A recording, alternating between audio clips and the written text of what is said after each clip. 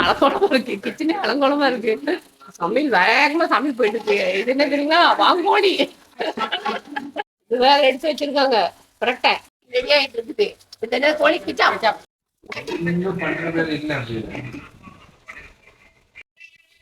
மீன் மீன் வேணாம். கோழி கிச்சாப்பு செய்யறாங்க. கோழி கிச்சாப்பு செப்பு. நான் 2 சமையல், அவரு 2 சமையல், அவங்க பொண்டாட்டி 2 சமையல், மொத்தம் டோட்டலா 6 சமையலுங்க. கிச்சனுக்குள்ள எவ்வளவு பேர் இருக்காங்க பாருங்க. என்னோட கிச்சன்ல இன்னைக்கு அவங்க ஆட்சி நடக்குது. இந்த கிச்சனுக்கு சொந்தக்காரி நான் இல்லைங்க, இங்க சுத்தி இருக்கிறதெல்லாம் சொந்தக்காரங்க. நண்டு பரட்டி இருக்காங்க. நக்கி பாரு எங்க அப்புறம் கிச்சனே நடத்துவே கிடக்குங்க. எனக்கு கிச்சன்ல இடமே இல்ல. அடுப்புக்கிட்டு பாருங்க.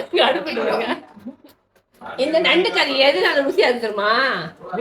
நான் காலெல்லாம் அரைச்சு ஊத்துனதுனாலதான் அது ருசியா இருக்குது. இவரு ஒரு செஃப், இவர் சின்ன செஃப்னா அவர் பெரிய செஃப்.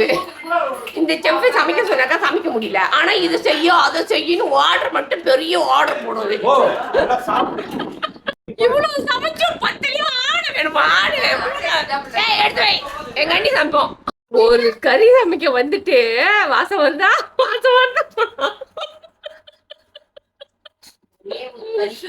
எங்க அண்ணியோட அலப்பற தாங்கல.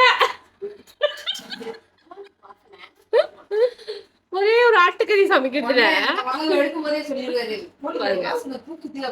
கோழிக்கறி வாசனை தூக்குதான். பலவுலயே சொல்லிடுவாராம், ஓ என் பொண்டாட்டி சமைச்சிட்டான்னு. அப்படிதானே நீயா?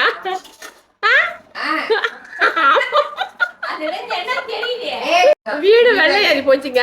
வீடு வெள்ளை ஏறி போனாலும் அனுப்புறதா இல்ல. வீடு வெள்ளை ஏறி போச்சு. ஆனா அங்க களி வச்சு ஆட வச்சு கழிட்டோம். அவங்களாம் இங்கதான் இருக்காங்க. இன்னும் போல, நாளைக்கு நல்லாதான் கிளம்புறாங்க. இங்க ஆட்டுக்கறி சமைச்சாலும் நினைப்பெல்லாம் வீட்டுலதான் இருக்குது பாருங்க. பயங்கர சமையல் போயிட்டு இருக்கு. செம்ம பிஸியா இருக்கேன். என்னால முடியல, கையெல்லாம் குடையுது, வலி வேற. நாட்டு ஆடு வேவுது. இது யாரு சமையல்? எங்க அண்ணி சமையல். நான் 2 சமையல் சமைச்சேன். என் தம்பி 2 சமையல் சமைச்சான். என் தம்பி பொம்பளை 2 சமையல் சமைச்சிச்சு. எங்க அத்தை ஒரு சமையல். இப்ப எங்க அண்ணி ஒரு சமையல். பாத்துக்கங்களேன் அவ என் வீடு என்ன இருக்கும்னு. அப்படியே விட்டா அப்படி படுத்துருவேன். அப்படி இருக்கேன்.